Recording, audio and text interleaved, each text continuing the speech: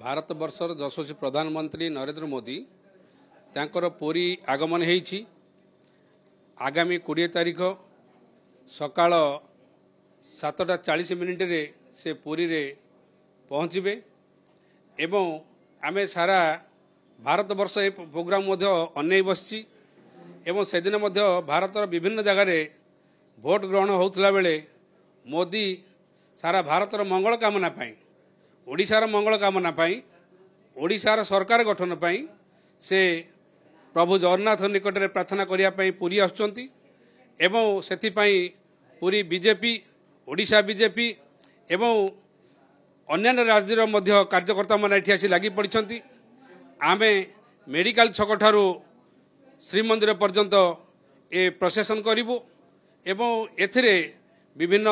साहिजात संकीर्तन मेढ़ पाइक विभिन्न आखड़ा को लेकर एवं सेवायत संघ से आमर संपूर्ण भाव मोदी की पाछड़ी ने मंदिर नवापाइका से कार्यक्रम हो पेशार जन डाक्तर है बेले मुझे रोगी चिकित्सा करे देखे जे औषधर एक्सपायर डेट केबे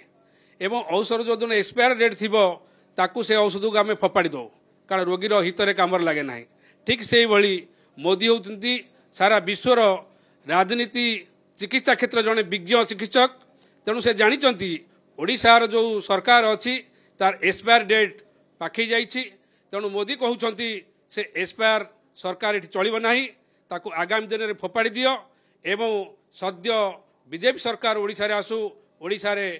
भल सरकार टे प्रतिष्ठित हो भारत रे बीजेपी ओडिशा रे बीजेपी डबल इंजिन रे सारा भारत ओडिशा निश्चित भाव में अग्रगामी हम मुझे आशा करुच्ची। जो दिन प्रथम प्रोग्राम